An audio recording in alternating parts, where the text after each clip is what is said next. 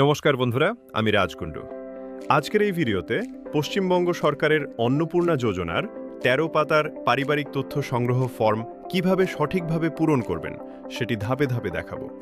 এই ভিডিওটি শেষ পর্যন্ত দেখলে আপনি সম্পূর্ণ ফর্মটি নিজেই পূরণ করতে পারবেন এবং কোন ঘরে কী তথ্য দিতে হবে তা পরিষ্কারভাবে বুঝতে পারবেন। পৃষ্ঠা ১।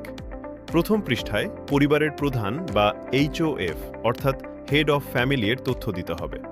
এখানে আধার অনুযায়ী নাম লিখুন, জন্ম তারিখ লিখুন, পুরুষ, মহিলা বা অন্যান্য লিঙ্গ নির্বাচন করুন। 12 সংখ্যার আধার নম্বর লিখুন। রেশন কার্ডের পারিবারিক আইডি লিখুন।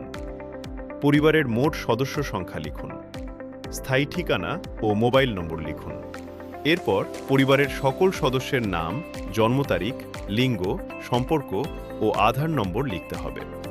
পৃষ্ঠা ২। এই পৃষ্ঠায় পরিবারের বাকি সদস্যদের তথ্য পূরণ করুন। এরপর পরিবারের প্রধান এবং সকল প্রাপ্তবয়স্ক সদস্যের ব্যাংক অ্যাকাউন্টের তথ্য দিন। ব্যাংকের নাম, অ্যাকাউন্ট নম্বর এবং IFSC কোড সঠিকভাবে লিখুন। ডিবিটি পাওয়ার জন্য আধার সংযুক্ত ব্যাংক অ্যাকাউন্ট ব্যবহার করুন। পৃষ্ঠা ৩। এখানে ভোটার কার্ড বা EPIC নম্বর দিতে হবে। প্রত্যেক সদস্যের EPIC নম্বর, বিধানসভা কেন্দ্র এবং অংশ নম্বর লিখুন। এরপর নিজের শ্রেণী বা ক্যাটাগরি নির্বাচন করুন, যেমন SC, ST, OBC, EWS অথবা জেনারেল। পৃষ্ঠা ৪। এখানে জমি, বাড়ি, যানবাহন ও স্বাস্থ্য বীমার তথ্য দিতে হবে। পরিবারের মোট জমির পরিমাণ লিখুন। 4 চাকার গাড়ি থাকলে তার তথ্য দিন। যদি স্বাস্থ্য বীমা থাকে তাহলে সরকারি বা বেসরকারি কোন বীমা রয়েছে তা উল্লেখ করুন। পৃষ্ঠা ৫। এই অংশে পরিবারের সদস্যদের প্যান কার্ড এবং কর্মসংস্থানের ধরন উল্লেখ করতে হবে।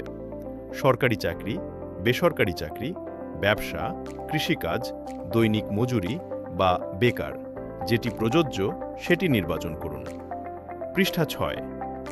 এই পৃষ্ঠায় শিক্ষাগত তথ্য দিতে হবে। পরিবারে কতজন শিক্ষিত আছেন তা লিখুন। প্রতিটি সদস্যের সর্বোচ্চ শিক্ষাগত যোগ্যতাও উল্লেখ করতে হবে। পৃষ্ঠা ৭। এখানে সরকারি পেনশন, GST নিবন্ধন এবং পরিবারের বার্ষিক আয়ের তথ্য দিতে হবে।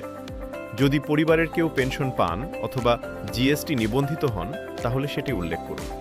এরপর পরিবারের মোট বার্ষিক আয় লিখুন। পৃষ্ঠা ৮।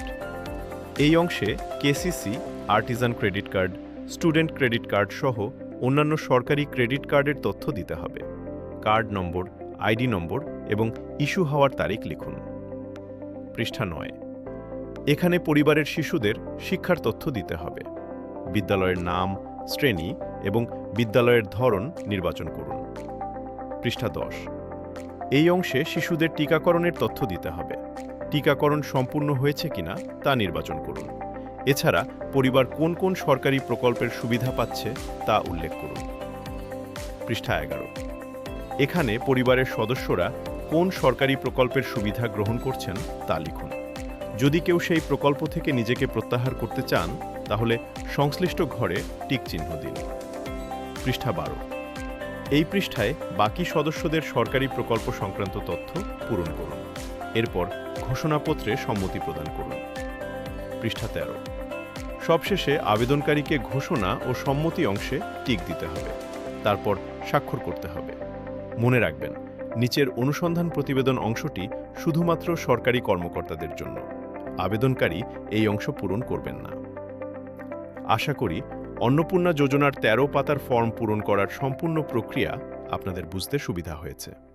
ভিডিওটি ভালো লাগলে অবশ্যই লাইক করুন, শেয়ার করুন এবং আমাদের চ্যানেল রাজকুণ্ডু সাবস্ক্রাইব করতে ভুলবেন না। ধন্যবাদ।